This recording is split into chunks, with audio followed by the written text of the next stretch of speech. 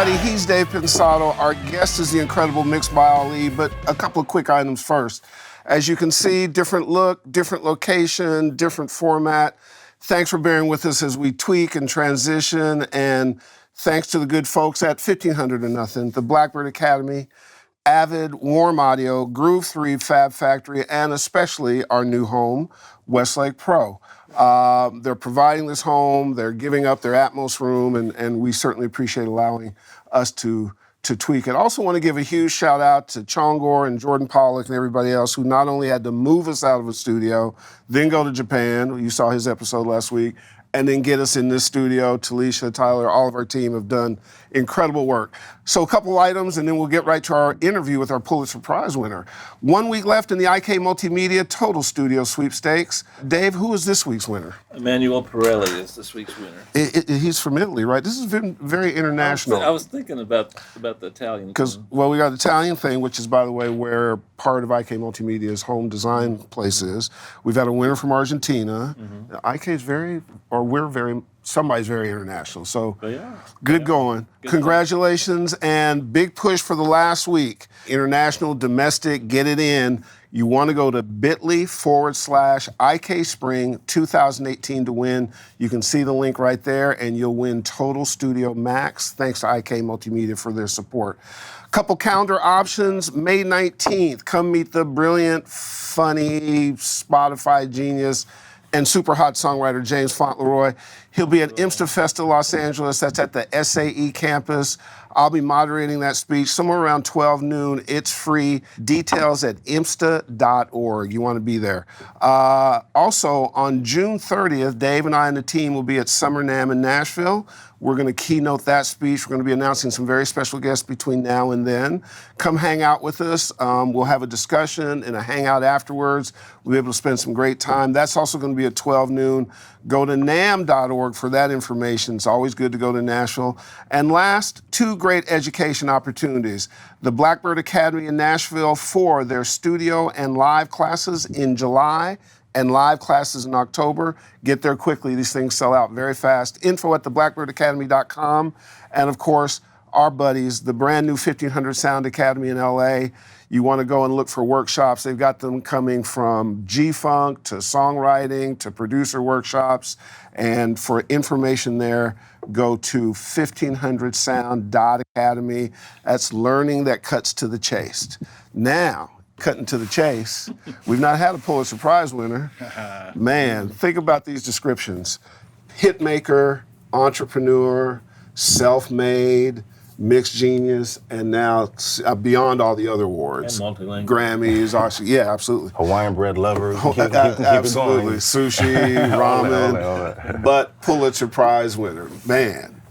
Welcome, MixedByAli. Thank you for having me again. Unbelievable. Dave. Good to see you. Always. So, man, how has your life changed with this recent thing?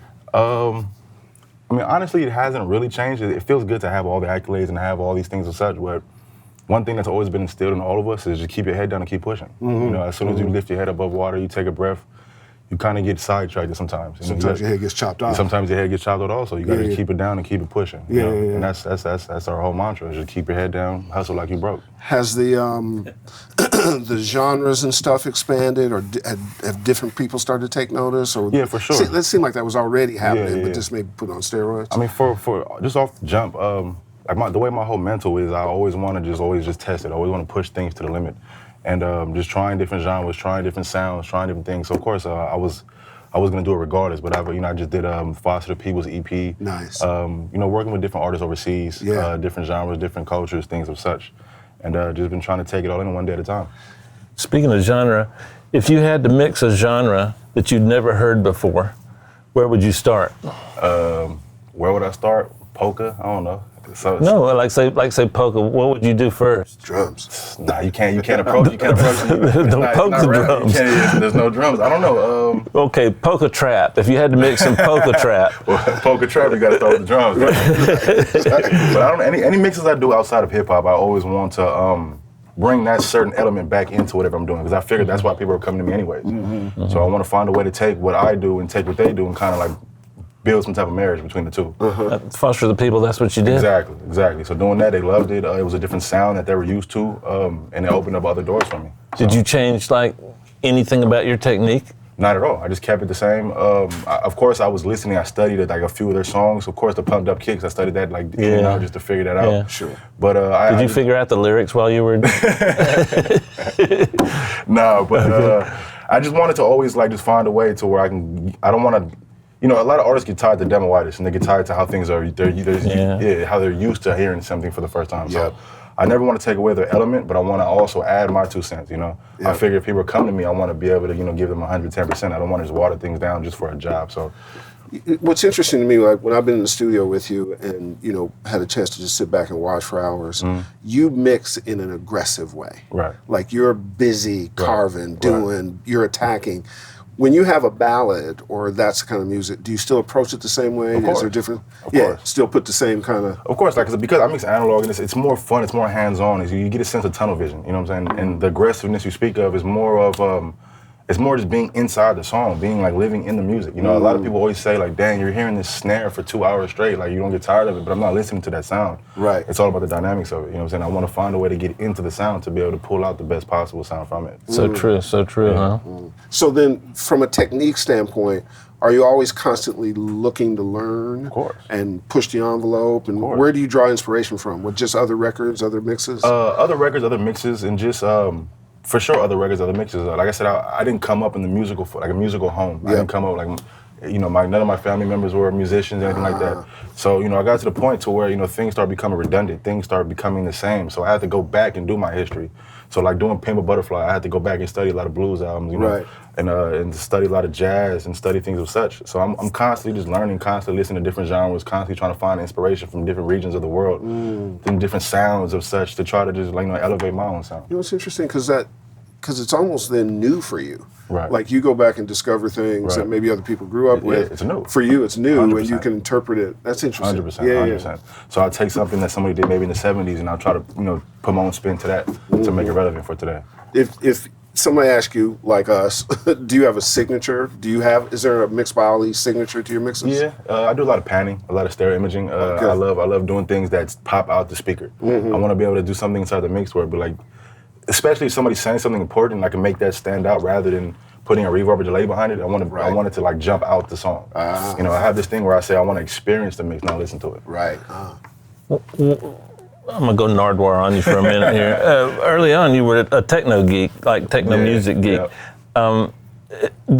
Is that where all that comes from? Exactly. I thought so, because whenever I get stumped, I go to the dance world. I always find all that panning you do, because it's really cool. In fact, you kind of known for that, Exactly. So that's you could say that's my unofficial signature sound that people might hear on records. Yeah, I love what you do on vocals with all that. What do you use to widen your vocals with? Still S1 or S1? There's this SPL. This SPL widener that I got from Mike Dean. He put me on with that. I forgot the name of the actual gear, but this is the analog SPL, like some type of like stereo imager that he uses. That's amazing.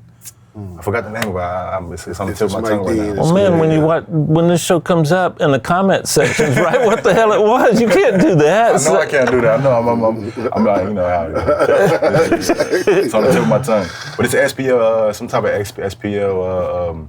Man, excuse me. I wish I had it. For the go ahead. Sorry. I was going to ask Mike to call in if he's watching this, but man, I hope he is. What's up, Mike?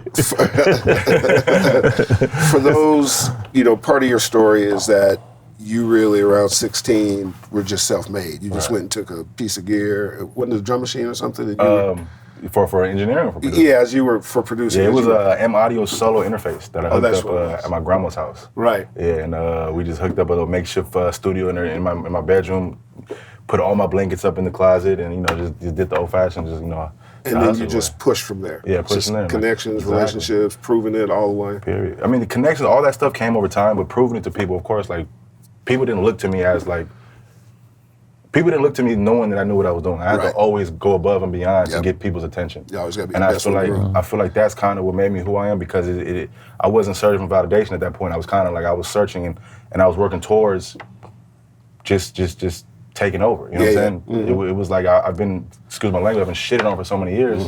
you know, I had this chip on my shoulder to where I'm not gonna let nothing or nobody stop me. At Absolutely, that point. absolutely. And you know, just keep that going to this day.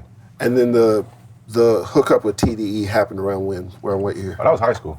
That was in high school. Yeah, so we're all from the same area. I always knew all the guys and things of such. Right. But Dave Free, the president, he worked at my high school that I went to, and I was What high school pasteurizing did you him. go to? I went to Gardena High. Okay. In Gardena, California. Okay. Pasteurizing him, and they already had a movement going, and I just wanted to find. See, every time I approach a situation, I look for. I want to be an asset. You know what I'm saying? I don't look for things. I don't come with my handout. I don't come with anything like that. I always want to come and bring something to the table, and that's all I ever wanted to do was, you know, be a part of something that I could bring something to the table and be an asset. One of the things that recently I've come to really respect and like about you is your commitment to making the song great and spending time and not turning our profession into what's the word I'm looking for? Like an assembly line, you know. And there's nothing wrong with the assembly line thing. Sometimes I wish I could do it, but you give 100% every time, and I think that's something that up and coming kids should really. Of course. I have this thing where I say you're only as good as your last mix.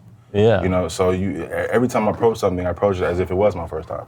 You know, I don't want to get to the point where I'm so comfortable and, you know, I let certain things, you know, seep through the cracks when I wouldn't have done it 2 years ago. Like, you never get comfortable or never be complacent. And, you know, if you keep that mindset moving forward in any field in life, you know, you're destined to be successful. Yeah. I often say that the world we inhabit, and particularly you guys inhabit, you almost have to approach it like an athlete. Of course. You're in a championship game, you're the best player's guarding you. Of course. You got to break him down and get to the hole and score. Of course. You know, like, and you have to keep that aggressive kind of mentality. Every session is fourth quarter. Every session is fourth quarter. It's and tied up. 30 seconds on the clock. Yep. Every session. Yes, like that's true. I was reading on the way in about hip hop for the first time ever now is about 25% of all the music that's being consumed. Right. And I think and it's bigger than everything, bigger than everything. Right. And I'm guessing you contributed about 15% of that 25%. On a bad day. Damn. I mean, I've been blessed, man. You know, I've been blessed. I've been blessed to be around some of the most inspirational friends, some of the most talented people. I've been blessed to just be in this space, and that's why I won't let it go for granted. And you know, my next thing is just taking what I have and trying to give opportunity to other people. That's what I was going to ask, because I've always noticed you'll keep an ongoing set of assistants around. They have different jobs to do. They have to learn about the business, but also learn about the craft. You're always looking, selecting, you work in different rooms, and so on and so forth. There's a sort of tentacles that come off of you that are about giving back, but also teaching properly. Is that fair to say? Of course it is, and I'm like that because me coming up, I never had that, and I know how it felt to not have that. Yeah. Right. So if I can be that person for 5 people, you know, that I feel like I have a bigger purpose than just mixing records. You know, it's just giving back. You know, I have. Go ahead. Oh no, I just took a deep breath. I don't know why. But that's my whole thing. It's just giving back, because like I said, I know how hard it was for me, and if I can make that process half harder, half easier for somebody else, then, you know, I feel like I've done my just due. One of the first things that was really important to me was when somebody I respected gave me a compliment. It changed my whole life. A guy named Wizard, and I didn't know if I could do it or not, and I had so much respect for this particular person. And when he gave me that compliment, I was like, okay, I can keep this suffering. I can keep not eating. I can keep losing weight. Who was that person for you? I know Dre was later on, but before Dre, who was the person that gave you a compliment, and what was the compliment? It was just the guys, Kendrick, Schoolboy, Top Dog, our whole crew. Like, you know, we all came from an area where, you know, we didn't have, you know, two rubber nickels to rub together. You know what I'm saying? And we needed something to keep you going, because at that time, you know, it was always like, we're not making no money in the studio. Like, let's go over here and figure this illegal stuff out. Let's go do this and do that. Right. But, you know, having like older dudes like Top Dog and these guys that's like chastising you and putting you in your place, and that male figure that we didn't have, it kind of just it opened up your eyes to bigger things in life, rather than, you know, you think about the long term rather than just today. You know, you always have to think about the future rather than do something messed up to where you ruin your whole future. And the lasting result from the Dre compliment, is it still there? Of course it is. That's Dr. Dre. I mean, you can never take that away. Never take that away. That's probably one of the moments. I would say that's one of the biggest pinnacles of my career, is just being able to link with Dre and work with him, and, you know, and just that whole process. Yeah, I mean, that's that's the summit. Yeah, that's definitely a summit. Yeah. Do you have any interest in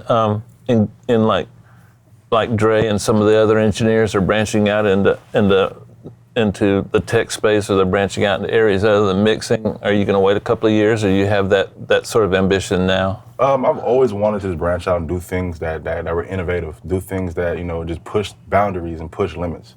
So over years, we've been working on this brand called EngineEars, to where we want to create this platform, a two-way marketplace, to where I can give independent engineers worldwide who don't have a Kendrick Lamar to pair with. I can connect them with independent artists worldwide, and we kind of they can make a career for themselves. Let me know where I can sign up. EngineEars.org. Right now, I'll go there now. Yeah, that'd be really helpful. EngineEars.org. We're up now. We're running alpha. We're 3 weeks in right now. It's running amazingly. Oh, that's so cool. It's amazing. It's just trying to be able to do things that is gonna just push how things are being done right now. In music, in my opinion, everything is changing. But one part of music that hasn't changed in years is the engineering aspect of it. So it's just finding a way to helping people. It's finding a way to connect people, but also keep that quality involved. Also making sure, like you said, it's not just what was that term you used? I forgot. I don't know. I make this shit up as I go. So it's engineer.org. EngineEars.org. EngineEars.org. Yeah. Okay. So There we go. It's a two-way marketplace. Oh, EngineEars. Yeah. Oh, that's clever. It's lovely. So I like it. It's just trying to connect people around the world. If there's anything I can do to help, let me know. We're there. Of course, man. When you go to engineers.org, you'll see this very cool kind of animation of explaining the process. It? Yeah, absolutely. Yeah, I want to run it. It would just take up so much time. But make sure you go see it. EngineEars.org. Yeah, so like I said, we're running alpha right now. We're taking X amount of mixes a month just to run an R&D phase. Sure. If you guys want to go online, check it out. We're taking up to 50 mixes a day. Nice. And just want to shift the whole paradigm of an industry that hasn't been touched since it started. Part of what you've always had is this entrepreneurial thing, and what I've always found, or I think is consistent, is in the hip hop space, not just the hip hop space, but certainly in the hip hop space, it's self-driven, self-made people a lot of times, and they might even not even know what entrepreneur means, but they know they got to get their grind and figure something out. Of course. And then that carries through to your career. It also affects your craft too. Is that fair? To a certain level, to a certain extent. That's why it's always good, like you mentioned, my team. It's good having the right people around you to where you can allocate certain tasks to certain people to where you're not conflicted. Right. It's working harder, or working smarter, not harder. You constantly have to always be able to just, because you got to realize if I'm not MixedByAli, quote unquote, then I wouldn't be able to do anything else. I have to constantly just keep my quality of sound. I have to constantly, cater to the artists I'm working with. I have to constantly just know who I am and just know everything else is going to come after that. Just never lose yourself. So many people have asked me to ask you about Love, Kendrick's song, the reverbs that you used on that, the selection of reverbs. When I heard that, I was like, oh man, this is like so cool. Yeah. What were some of the reverbs you were using, like on the background vocals and on Kendrick's vocal? It was a chamber, I think, from an RMS, or was it RMX? It was the chamber setting that we use on that. The AMS? The AMS, yeah. The AMS, RMS, yeah. It wasn't ambience? No, it wasn't ambience. I was wrong, Nico. It was a chamber that we tweaked. We tweaked on the board some type of way. We did some crazy stuff. Wow. Actually, my assistant, C. Roos, your boy Noise, he helped me with that mix. And got him a Grammy. Oh, cool. and what percentage of it was in the box? Did you do the effects, the vocal effects? I did mostly automations in the box, okay. But I left a lot of the verb. I did a lot of analog effects on it. And is it widened with S1? I mean, Nah, it wasn't. It was just overly exaggerated on the board, and I used some board compression just to make it thicker. Oh, okay. The kick and the snare, they're just so musical, and to hear them juxtaposed against all the reverbs that you were using in the vocals, how did you get that to work? I know it's a silly question, but Not necessarily. That song is real ambient. It's a real open song, so we had to find a way to make. Because when we got the ref, it was a lot of the verb was overbearing. A lot of the stuff was taking over the instruments, it was taking over the vocals. Yeah. So we had to find that medium to where we can let everything breathe in its right space. So a lot of the stuff again was just like board EQ. I don't do too much in the box unless it's automation, but a lot of stuff is board EQ, board compression, and some outboard gear. And on the synth pads, like some of SZA's song, like the Barrymore song, what reverb did you use on your pads? They stay in the front, but not kind of like. See, SZA's, I mix hers to come 100% in the box. 'Cause the time we were super pressed on time for that album, so I had to really push. You remember it. what verb you used? I'm trying to think about it now. I'm not 100%. A lot of that stuff was stock plugins or stock reverbs because we were at where was we at doing that? At Interscope in one of their back rooms. Like we didn't have too much to work with mixing that album, so I did a lot of like R verbs and D verbs and things of such that anybody could use at home. And what monitors are you using mostly now? There were some Uris that some Uris that had been modified by the studio manager at Time. That's what you're using on all your no, stuff? No, that's what I use on SZA stuff. Oh, on, not just in general, what are you using? In general, same things, Oratone, NS10s, and Osbergers. Oh, wait a minute. Yeah. You're not still doing that mono shit, are you? Yeah, definitely am. It's not going nowhere. So you're not using Oratones, you're using an Oratone. Oratone, yeah. Okay, let's get that actually, straight. It's a Reftone now. I love Reftone. I use them too. You got that? I've been using the Reftone a lot. Yeah, I use those. Have you tried the cone? The new No, David talked about me doing it, but we haven't done it. Are they working? They're lovely. They're lovely. I keep my two close together, so instead of using one, I get mono by just touching them. Hit the mono button and close your eyes. It's gonna change. It's gonna change your life. That's like making records for black and white. That's like making video for black and white TV. Yeah. If you have a black and white TV, you should be punished and not actually get. Hey, but something done for a lot of people use them old black and white speakers from those TVs to represent. Yeah, but to give you a defense and tell you the argument that you can use against me, you're not using them for anything other than to kind of see how. Yeah. I know how you're using them. Placement. I still want to make fun of you, though. I'm gonna hear that forever. I'm sure I am. But I do support it. And we used to have it at Enterprise. We used to have a speaker in the 2-track, and we called it prison radio. Exactly. And I would always listen to that to kind of get my placements without the advantage of panning. Exactly. Yeah, it is. When you're doing mixes, do you also think about somebody listening on earbuds, listening on laptop speakers, mobile phones? You have to, right? You have to. Nowadays, you have to, like, always, when we bounce mixes down or we're printing mixes, we listen on iPhones, we listen on laptops, we listen in the car on the earbuds.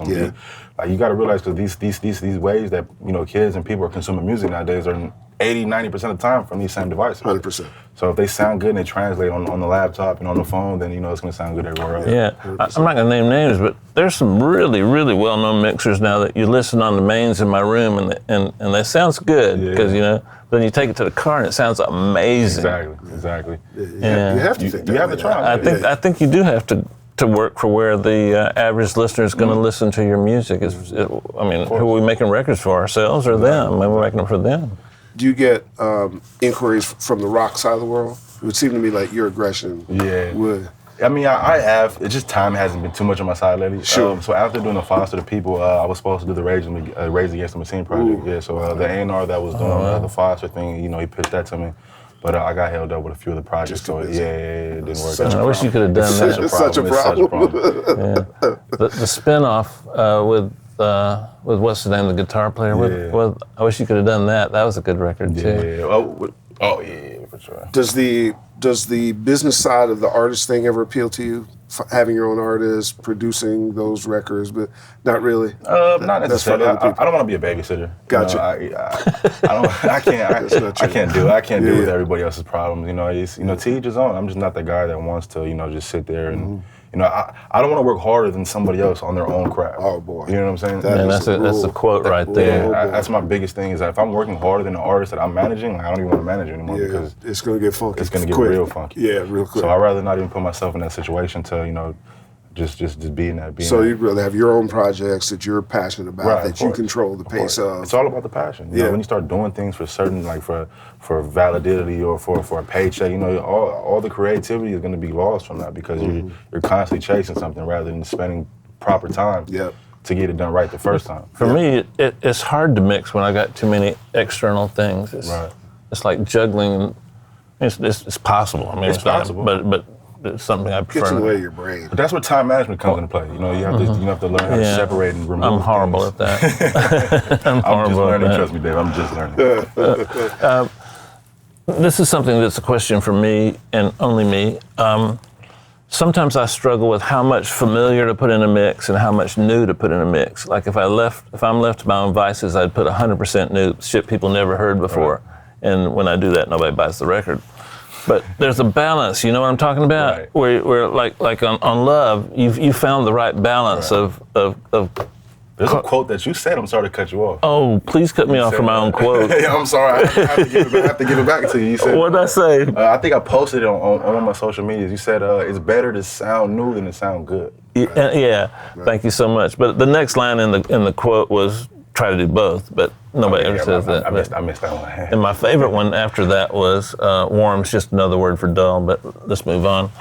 How do you balance that new and old? Is it each song dictates what it needs, or by just going on feeling?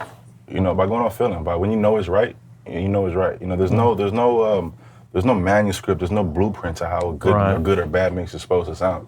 You have to just know, you know what I'm saying? So if you're chasing something for too long and you're trying to convince yourself that it's a good or it's a bad mix, then you're gonna just have a shit mix. Right. You have to constantly just know when to stop, take breaks, just follow your gut, intuition. And if you can share this with us, I don't want to put you on the spot, but what do you put on your stereo bus? Nothing. I just use the board compressor. Oh, you lying? I'm sorry, the other board compressor, the SSL board compressor. And have you experimented with any clipping techniques and stuff? I have, but yeah. Is that your console of choice, SSL? Yeah, of course. I wouldn't touch nothing else. Yeah. I can't cheat on my baby. I can't cheat on my baby. That's your relationship. Yeah. But the SSL G-Bus compressor, I use that mainly on all my mixes. Kind of keeps things nice and tight. It glues up the whole mix together for me. Because I don't like putting too many things on masters, because the way my drums hit off the board, I feel like once I find a way to add something to my mix bus in the box, it kind of like just shrinks my mix. It takes the hit and the punch away from my kicks. Are you more partial to the E, the G, the J, the K? The G4000 is the G Plus, actually. 4000 is my baby, yeah. And the reason why, because Dre always taught me this thing coming up. There's this thing, when you clip that board with your drums, it gives it like a good peak. It gives it like a top end shine that you can't learn from anywhere else. Yeah. Also turning the line trim to get the bass to sit in the mix. All the tricks. I gotta sit with Dave and get the rest of the tricks. Man. I spent a half of my life on a G Plus. It was 100 input G Plus, and I had the first 1 through 24 were E's, and then the rest were G's. So you notice you get a lot of boards nowadays where like they're all just mixed and matched. Like a lot of them are being refurbished so many times to where you get a G and you might see some E, you might see some other stuff involved. It's like an old Chevy. I like the E's for drums better though. You think so? I think they get too hot in the studios. Like the E's and the J's, like they. I don't know, something about them that I just... Well, no, I'm saying E modules in the G board. Because I had 1 through 24 as E modules, and then over here down on another area code, it was 100. I had 8 stereo modules. What board was that? I had a K. You had a K, okay. Yeah, we started with a J, and then we upped it to a K. Okay. I love the K. Really? That's my favorite board, yeah. I'm not really too familiar. That's crazy. I got to look into it. It's apples. You'd make anything sound good. Yeah. You know what I'm saying? Thank you for that. Going to the K was easy. Really? Yeah. You can still get some of the E sound, or the G sound, but just the ergonomics. I just felt like I wasn't fighting as much, and I could just think, and like you know how you'll drive like for 10 miles and you don't remember driving. That was the K for me. I'd go like, damn, that came out of the speakers. I did that. That's pretty cool. What's your take on the duality? Do you like the? Well, I don't want to say anything bad because my mom said if you can't say anything nice, don't say anything at all. Okay. I don't have any experience on it. Okay. They wanted to put one in for me at Larrabee, and Phil Wagner, who's just a great man. Right. He was so disappointed when I didn't accept it. But for me, like you're tethered to the G, I'm tethered to the K. Yeah. I know people that get some good stuff out of the duality. Manny's got one at the old Schnee place. That's pretty cool. Yeah, I've been tempted to use one. We have one in Interscope, and I haven't had a chance. We're having our own side. Let me be real clear. Manny's still using his K, but next door is another spot that Manny kind of put together, and it's just got. I think Harvey Mason's in there now. Yeah, I think he is. So now let's tether to your batter's box. You got that prepared? Ready? Do you feel athletic? Calm it down. Okay, I'm 0 for 2 with him, you know. And likely to continue that trend, I would think. So, are you ready? I'm ready. Let's tee it up. Let's get it. Okay, 808s. 808s, Distressor. We'll talk about that. Trap music.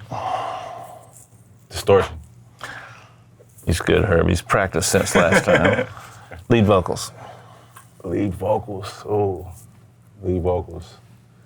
Parallel, Fairchild 670. Now he's just showing off. Kick drums. Kick drums, R bass.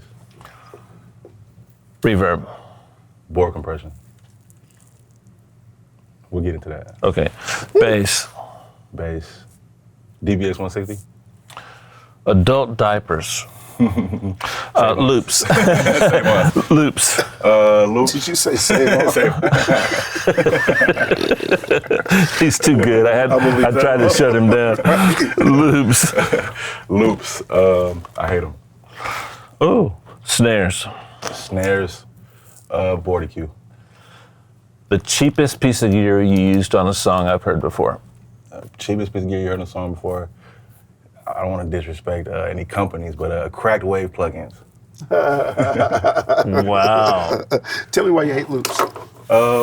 Because sometimes you might get a loop with like bass and a whole lot of different frequencies and dynamics inside of it, where it's hard to separate them. Can't control it. You can, but it just takes more work. Like sometimes I have to take like a sample loop and split it up into 4 different tracks and kind of take certain frequencies out and bring them together. The loop also, tell me if you think this is accurate, the loop dictates a lot of things that we have to do as mix engineers that we could have done better on our own. Of course. And if we didn't feel that way, you shouldn't be a mix engineer. Of course. Because it dictates the groove, it dictates a lot of things that you can't undo, most field things, you know? The groove is important because you might get something, say you get a sample loop and it's like a distorted, maybe like a pop, but that producer might want it, want that pop inside the mix, so it might give it some type of a feel. So, you know, like, honestly, sometimes I might, what I might do if the loop or sample doesn't need too much help, I would just leave it alone. I probably wouldn't do anything to it. Just let it sit in the mix as it comes in. And if I need to, maybe do some type of EQ in the car. Do you still get nervous when you start a mix a little bit? Nah, those days are over with. I'm more confident now. I still get nervous. I keep wondering why. I get nervous to the point to where I want to please somebody. Yeah, you know, like every time I'm in the studio mixing, I turn around and ask my assistant, it's like, yo, do you like it? Do you like it? Okay, I do that too.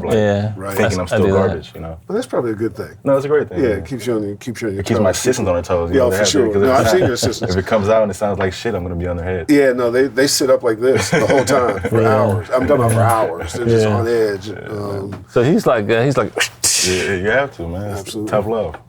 Builds the best character. I don't think we could have started in our inaugural new place, completely with and the flagship totally. show with a better guest. I will tell you that your episodes, as we look at our catalog and the impact of your episodes. Now, watch this one. Yeah. 2 people are watching. No, I'm just kidding. They always Don't just do me, don't spike do and me. go, No, you gotta trust me. And it's funny the way it seems to work with us. It just sort of comes together. It's not like you said, man, I'm getting ready to start this. And I was like, we're getting ready to have a show, come on. And then the date worked out. And It's organic, man. It's it is family. organic. Yeah. It is. That's the best thing is having a family. Like, people don't know the relationship that we built over the years. Like, I was 17, 18 coming and doing my first episode. Right. Yeah. And you guys, man, it's just, you keep it going for the next 20, 30 Well, years. last week I did 2 mixes and I can't remember what it was, but two SZA mixes, and so I'm sitting there copying your stuff and putting it in my mix. Speaking of SZA, so One of the 2 mixes, I copied about 100 of yours. he has me come over to one of the places he mixes, Interscope, and he was in a smaller room he's usually in, and outside that room there were a bunch of people writing, doing stuff, and all people that we have since had on the show, but I didn't know at the time. So he introduced me to SZA, but I didn't get the name right, and I sat in his room for like hours going, why would somebody name their child Sizzle? and literally, when she came out and blew up, I went, oh my God, that's who he introduced me to. Somebody else was in, I can't remember. But what was interesting to Jesse Boykins. Jesse Boykins was around, and then I remember, what's Schoolboy Q's real name? Quincy. But there's somebody, I was in studio with Danny Boy. Danny Brown. Danny Brown. And there was somebody whose real name is Herb. Absol. And I didn't get that name right either, but because his name was The Herb part? No, we locked up on that. Okay. I was like, oh man, I'm hip hop, shit. Man, come by, man. Oh yeah, no, I'm coming by. Please come I'm by. way overdue. I man. need the energy. I want to come by. Please, man. I've been stalking you for a while now. I'm gonna come pop up on you. You keep threatening to come by. Yeah, man, time. We got to get you out to one of these panels we do, because you know how people react when they get to meet you personally. So we'll figure all that out. I'll come by. We'll come by. We love you, man. Man, thank you for having me as always. Thank you. Man. Absolutely. Always. Dave, It's always a pleasure, man. Same here, baby. take us home, Dave. Whoa, I didn't think about that. I was listening so intently. There's a lot of things in life, and mixing is one of them, and any creative element that you incorporate into your life always requires a group of people around you that you trust and that you get input from, both good and bad. And the hardest thing for a creative person to find is honest people around them, because timing is everything. If I do a bad mix and somebody tells me at the wrong time, it just destroys everything for me. So surround yourself with good people that have good timing, and you too can be Derek Ali. See you, MixedByAli. Let's do it.